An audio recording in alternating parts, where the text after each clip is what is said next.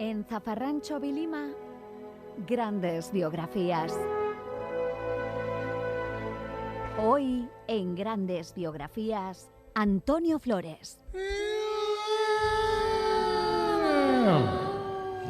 Hoy echaremos la vista atrás para recordar al único varón de la faraona y el pescadilla, Antonio González Flores, tan arraigada a su madre que la veía como una heroína.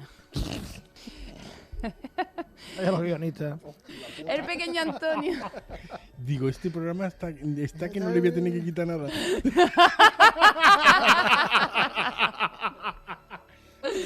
El pequeño Antonio nació aquí en Madrid el 14 de noviembre de 1961. Era hermano de Lolita y de Rosarillo, que no olvidemos que Rosarillo fue novia de Enrique San Francisco, con el que se iba Antonio a la barraca comprado fortuna por 10 duros. Los besos entre Lolita y Enrique San Francisco eran como de dos tucanes, ¿no? Sonaba como madera, clac, clac, clac, clac. Como un paro carpintero. Antonio fue bautizado en Madrid, pero el cura tuvo que usar para echarle el agua por la cabecita un cenicero de concha grande, recuerdo de Galicia, porque Antonio nada más ve la concha de bautismo metálica se puso a buscar un mechero. Sus padrinos fueron Antonio Ordóñez y la condesa de Romanoni. Ah, mira. Antonio creció feliz en su casa de Alcobendas. Pero pregunta, ¿la condesa jugaba mucho a pares y romanones? Perdón. La moraleja de dónde vivía Antonio, drogaínas no. Así que con 7 años se metió en furbito con su primo Quique Sánchez Flores, llegando a jugar en los alevines del Real Madrid, pero no duró mucho porque a Antonio le gustaba menos madrugar que a Carmen Lomana. Y como lo expulsaban más del colegio que a Sergio Ramos de un partido, al final Antonio tiró por el artisteo. Con 8 años hizo su primera aparición en la película El taxi de los conflictos. Haría mucho más cine kinky, casi siempre interpretándose a sí mismo. Que eso es como pedirle a Bascar que haga de facha, le sale estupendamente.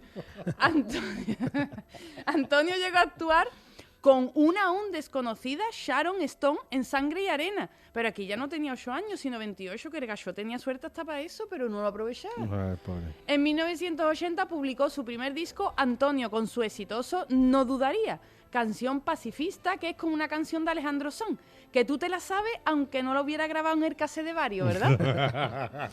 Y ahí hay canciones de Alejandro Sanz que yo me la sé y no sé por qué. Claro, están en el aire. ¿Sí? Y es que Antonio cantó esto de No Dudaría, lo cantó en los estadios, la cantó en fiestas callejeras encima de un tablao, la cantó en clases de catequesis, que solo le faltó cantarla en el patio de mi colegio para que yo no me peleara con mi mejor amiga. Antonio no tuvo un gran éxito en un primer momento en el mundo de la música porque por aquella época triunfaban cantantes guapos, rubios, claro, llega con la melena, con una nariz de espanto que se creía que no le iba a servir.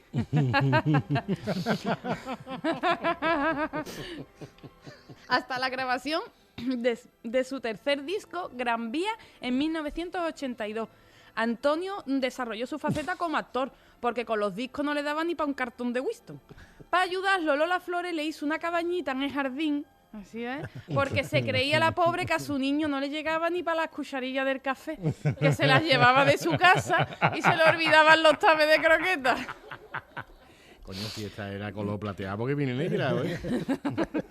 Antonio, capaz de escribir un tema son 10 minutos, según Manolo Tena, empezó a tontear con las drogas, con lo bueno que están los masivón estos del Mercadona. Está bueno, ¿eh? Fue en 1982 cuando conoció a Katy, una argentina que tenía el tobillo como el acerico de una modista.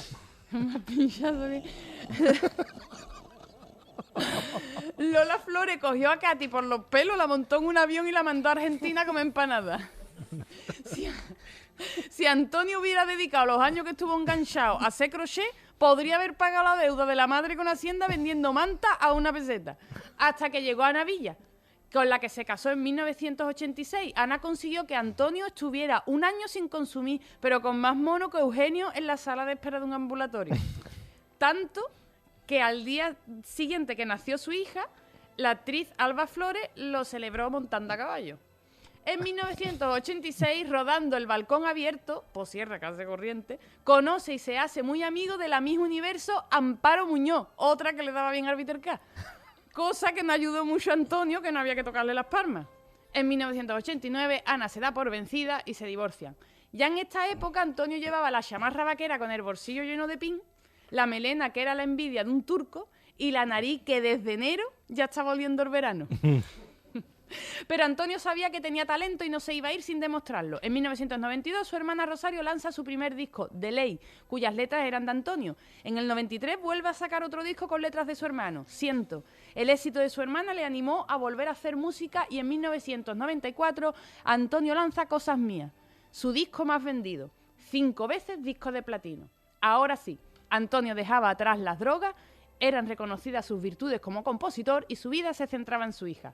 Desgraciadamente, el 30 de mayo de 1995, 14 días después de la muerte de su madre, Antonio no pudo separarse de ella y se fue a buscarla. Aunque ustedes siempre podrán recordarlo cada vez que escuchen una canción pacifista o vean una manta bonita hecha de crochet. ¡Patricia Guerrero! Y las maravillosas grandes biografías de Zafarrancho Vilima.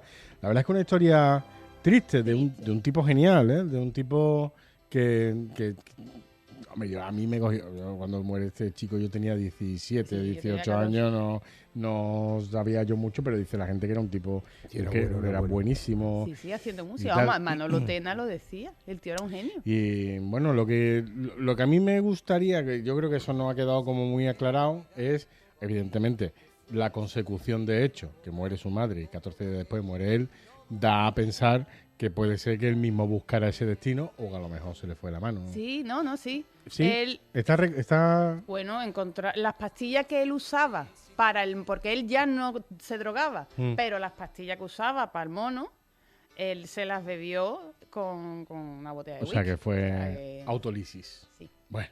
La historia de Antonio Flores. Voy a preguntarle al público, no llega, aprovecho, lo tengo aquí. Claro. ¿Lo habéis disfrutado? Pues fuerte, ¿eh? Sí. Bueno, que sepáis que habéis sido, eso sí, 30 millones de personas. Pero bueno, los 30 millones únicos que han estado en el programa número 300 de Zafarrancho Vilima. Porque nosotros nos despedimos. Oh, ha estado Nicky, el perro de Quique, que no ha tenido con quién dejarlo, ¿no? ¿Qué? No tenía con quién dejarlo. Esta no pasa nada, está aquí con nosotros. Mira, ¿cómo sabe que está hablando de poner una bandejita ahí te puede hacer una fiesta, ¿eh? Bueno, nosotros nos despedimos. Vosotros y vosotras podéis volver a escucharnos el próximo viernes a las 7 de la tarde aquí en Cadena Ser, en el Transistor y siempre que lo queráis en el podcast de la aplicación de la Ser. Es verdad, yo no lo voy a ocultar, que si movéis el dial de la radio para un lado, para otro, un poquito incluso más allá, un poquito más incluso para el otro lado, pues podéis encontrar más cosas. Incluso diría yo que os pueden entretener, pero es que no son más que gente hablándole a un micro. Unos mejor, otros peor, pero gente hablándole a un micro. La radio, la de verdad, la que no tiene censura ni filtro, la hacemos aquí en Serma, Sevilla, Zafarrancho Vilima, y ahora dando un aplauso que nos hagamos. Por favor. Prometo ver la alegría, escarmentar de la experiencia, pero nunca, nunca más usar la violencia. Prometo ver la alegría, escarmentar de la experiencia, pero nunca, nunca más usar la violencia. Para